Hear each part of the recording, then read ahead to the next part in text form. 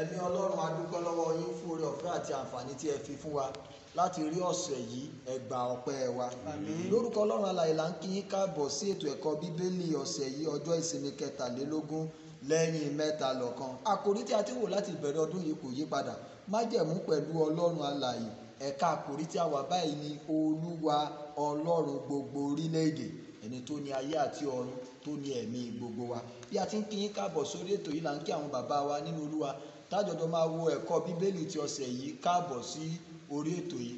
Láti apá ọ̀tún mi mo ní kan náà àwọn bàbá wa, ẹ dárúkọ yín fún àwọn tí ó ń wò wá nílé. Orúkọ mi ni àlùfáà Àsọ̀gbà láti ìjọ Jákọ́bù mímọ́ ní Ojú Ọ̀tà. Ẹ ṣé bàbá. Bẹ́ẹ̀ náà lápá àlàáfíà níbí mo ní kan náà àwọn bàbá wa ní àti Erédò Provisional Ajikiri bákan náà. Ẹ jọ̀ọ́ ẹ dárúkọ yín fún àwọn tó ń wò wá. Orúkọ mi ni Ebenezer Olúwaṣeun Egunlétí láti ìjọ Jòhánù mímọ́ Ìwòyè. Orí ọ̀rọ̀ tí a ń wò ní ọ̀sẹ̀ yìí ni yíyan Kírúsì ọba Páṣíà ní ààyò gẹ́gẹ́ bí Ọlọ́run ti yan ọba kèfèrí yìí ní ààyò. Kí lọ́lọ́run rí nínú rẹ̀ àti kí ni èrèdí tí Ọlọ́run fi yàn? Ohun tí a ó máa wò nínú ọ̀sẹ̀ yìí, ibi kíkà wa ní ìwé wòlíì Àìsáyà orí 45 ẹsẹ̀ 1 sí ẹsẹ̀ 7. Bàbá wa Ebenezer Egunlétí, ẹ jọ̀ọ́ ẹ bá wa ka ìwé wòlíì Àìsáyà yẹn orí 45. Báyìí ni Olúwa wí fún ẹni òróró rẹ̀, fún Kírúsì, ẹni tí mo di ọwọ́ ọ̀tún rẹ̀ mú láti ṣẹ́gun àwọn orílẹ̀-èdè níwájú rẹ̀. Èmi ó sì tún àmùrè ẹ̀gbẹ́ àwọn ọba láti ṣí ilẹ̀kùn méjèèjì níwájú rẹ̀. A kì yóò sì ti ẹnubodè náà. Èmi ó lọ síwájú rẹ̀. Èmi ó sì sọ ibi wíwọ́ wọn nì di títọ́. Èmi ó fọ́ ilẹ̀kùn idẹ wọn nì túútúú. Èmi ó sì ké ọ̀já irin sí méjì. Èmi ó sì fi ìṣúra òkùnkùn fún ọ àti ọrọ̀ tí a pamọ́ níbi ìkọ̀kọ̀, kí ìwọ lè mọ̀ pé èmi Olúwa ti pè ọ́ lé orúkọ rẹ, lé Ọlọ́run Ísírẹ́lì. Nítorí Jákọ́bù ìránṣẹ́ mi àti Ísírẹ́lì àyànfẹ́ mi, èmi ti pè ọ́ lé orúkọ rẹ. Mo ti fi àpèlé kan fún ọ bí ìwọ kò tilẹ̀ ti mọ̀ mí. Èmi ni Olúwa, kò sí ẹlòmíràn, kò sí Ọlọ́run kan lẹ́yìn mi. Mo dì ọ́ lé àmùrè bí ìwọ kò tilẹ̀ ti mọ̀ mí, kí ìwọ lè mọ̀ láti ìlà oòrùn àti láti ìwọ̀ oòrùn wá pé kò sí ẹnìkan lẹ́yìn mi. Èmi ni Olúwa, kò sí ẹlòmíràn. Ẹsẹ̀ 7 tí a ó ti dánu dúró. Mo dá ìmọ́lẹ̀, mo sì dá òkùnkùn. Mo ṣe àlàáfíà, mo sì dá ibi. Èmi Olúwa ni ó ṣe gbogbo wọ̀nyí. Èyí ni ọ̀rọ̀ Olúwa. Ọpẹ́ ni fún Olúwa. Láti kọ́ni ní èrèdí àti bí Ọlọ́run ti fi Kírúsì ọba Páṣíà kan ṣe ààyò láti mú àwọn ète rẹ̀ ṣẹ. Ó ní èròǹgbà wa fún ẹ̀kọ́ ti ọ̀sẹ̀ yìí. Ìfáàrà májẹ̀mú láéláé ṣàpèjúwe Kírúsì ọba Páṣíà tí ó lágbára gẹ́gẹ́ bí ẹni tí Olúwa Ọlọ́run Ísírẹ́lì yàn láti tú Ísírẹ́lì àwọn ènìyàn rẹ̀ sílẹ̀. Kírúsì fi ààyè gba àwọn Júù tí a mú ní ìgbèkùn láti padà sí ilẹ̀ ìní wọn ní Jerúsálẹ́mù. Ìmúpadàbọ̀ sí ipò yìí tí a sì ṣe àlàkalẹ̀ rẹ̀ nípa títún tẹ́ḿpìlì Jerúsálẹ́mù kọ́ ní Jeremáyà ti sọ àsọtẹ́lẹ̀ rẹ̀ nínú ìwé Jeremáyà orí 29 ẹsẹ̀ 10 sí ẹsẹ̀ 14. Bí Kírúsì kò tilẹ̀ mọ Olúwa Ọlọ́run Ísírẹ́lì, síbẹ̀ Olúwa pè é ní ẹni òróró rẹ̀.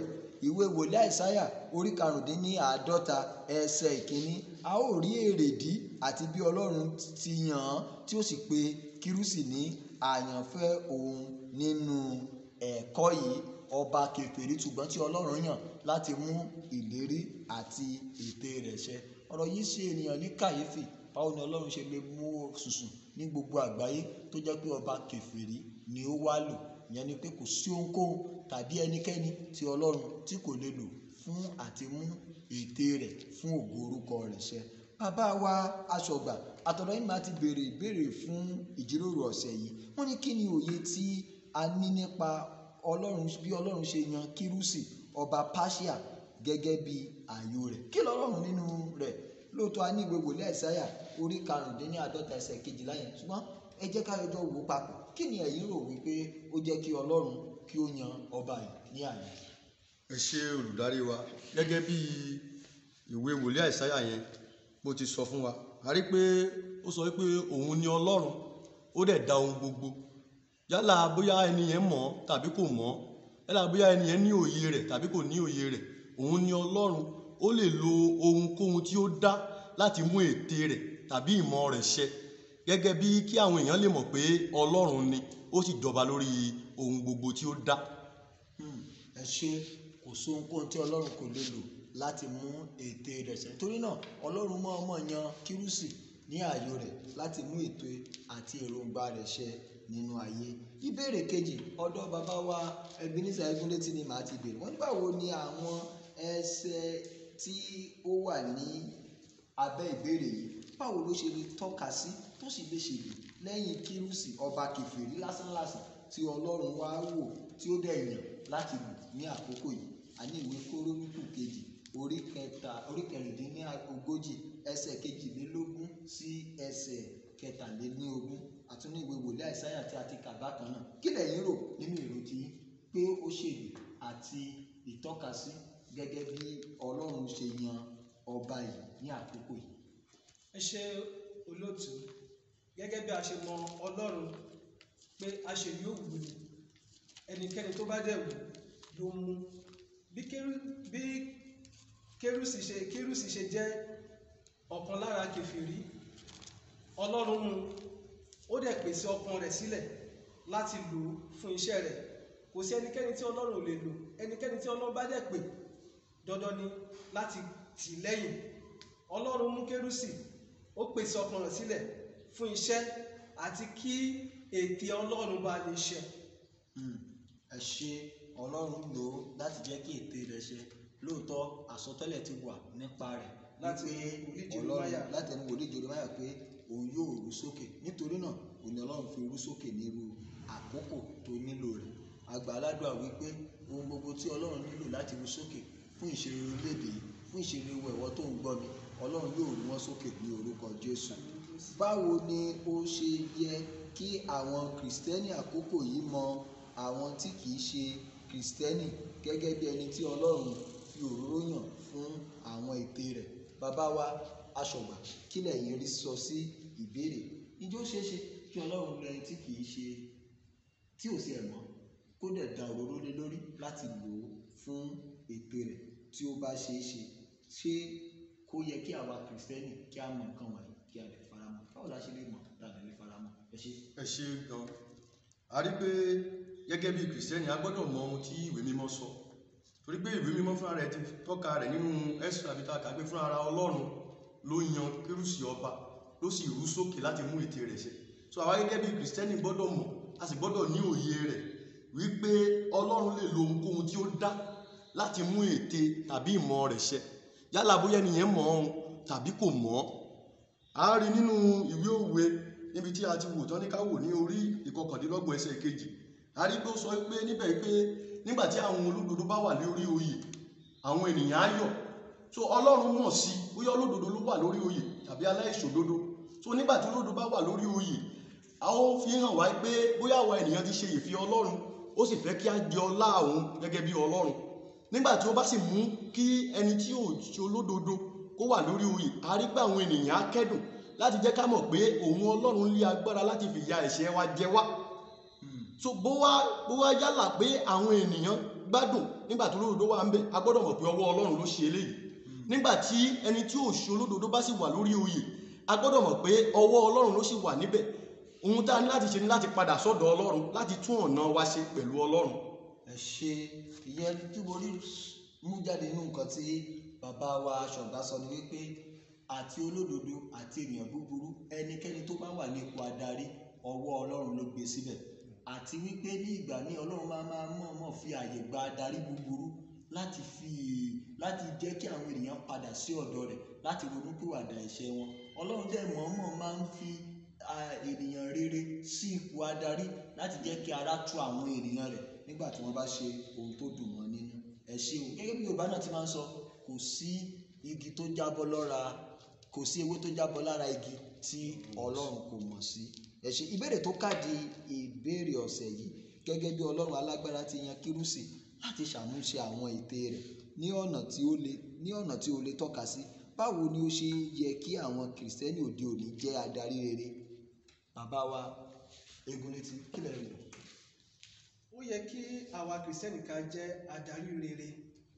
Tí a bá wo ìwé Òwe orí 21 ẹsẹ̀ 1, ó ní àyà ọba ó ń bẹ ní ọwọ́ Ọlọ́run.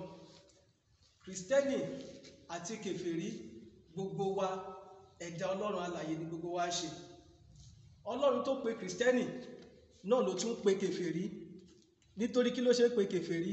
Kí ète Ọlọ́run bá lè ṣẹ náà ni gbogbo ẹ̀ dá lé lórí. Kìrìsìtẹ́nì gbọ́dọ̀ jẹ́ adarí rere ní gbogbo ọ̀nà. Kìrìsìtẹ́nì ò gbọ́dọ̀ fojú kèfèrí wò pé kèfèrí lẹni tó wà lórí oyè lónìí o, kò lè mọ Ọlọ́run. Tàbí nítorí náà àwọn ò ní gbọ́ràn sí lẹ́nu pé kò ń ṣe onígbàgbọ́. Ṣùgbọ́n Ọlọ́run mọ̀ọ́mọ̀ fi rú ẹni bẹ́ẹ̀ sórí oyè, sí orí àga kan gẹ́gẹ́ bí adarí láti lè mú ète rẹ̀ ṣẹ. Ẹ ṣé. Olúwa ràn wá lọ́wọ́. Àmín. Àti pé gẹ́gẹ́ bí kìrìsìtẹ́nì, nígbà tí Ọlọ́run bá fi wá sí ipò adarí, a gbọ́dọ̀ rí gẹ́gẹ́ bí oore ọ̀fẹ́ láti ọ̀dọ̀ Ọlọ́run, kí a dẹ̀ jẹ́ kí ìmọ́lẹ̀ wa mọ́lẹ̀ tó bẹ́ẹ̀ gẹ́ lójú aráyé. Nígbà tí wọ́n bá rí iṣẹ́ rere wa, kí wọ́n lè máa fi ògo fún bàbá wa tí ń bẹ ní ọ̀run. Ohun ìtìjú ni tó bá wá jẹ́ pé Ọlọ́run pa gbogbo onígbàgbọ́ tì, tó lọ jẹ́ pé kèfèrí ló ń lò fún ìfẹ́ àti ète rẹ̀. Níbo ni àwọn ọmọ Ọlọ́run wà? Pàápàá jùlọ ète rẹ̀ ní dídára, kì í ṣe nígbà tó bá fẹ́ fi ìyà jẹ àwọn èèyàn, ṣùgbọ́n nígbà míì tó bá fẹ́ mú inú àwọn èèyàn, tó fẹ́ tú àwọn èèyàn sílẹ̀. Níbo ni kìrìsìtẹ́nì wà? Lórúkọ Jésù, mo gbà á ládùúrà wípé oore ọ̀fẹ́ láti ṣe ìfẹ́ Ọlọ́run yóò fún wa lórúkọ Jésù. Àmín. Ìparí, Ọlọ́run Olódùmarè ni Olúwa gbogbo orílẹ̀-èdè àti àwọn ènìyàn. Ó lè yan ẹnikẹ́ni, ọkùnrin tàbí obìnrin, tí ó bá yọ̀ǹda ọkàn rẹ̀ fún láti ṣàkóso. Yóò lo irú ẹni bẹ́ẹ̀ láti mú ète ìyanu rẹ̀ lórí ayé ṣẹ. Fún ìrònú, Ọlọ́run ni ó dá ohun gbogbo, tí ó sì lé ohun tó wù ú ló dẹ̀ ń ṣe láti mú ète rẹ̀ tí ó ní ògo ṣẹ. Àkọ́sọ́ Olúwa fún ọ̀sẹ̀ yìí, a ó jọjọ kà papọ̀ ìwé wòlíì Àìsáyà orí 50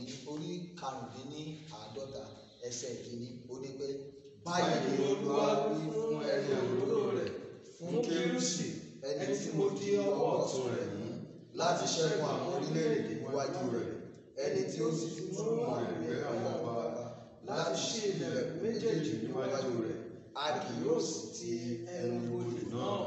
Ẹ ṣé. Èmi ni ọ̀rẹ́ yín Ọpẹ́olúwa Ògúnlẹ́yẹ.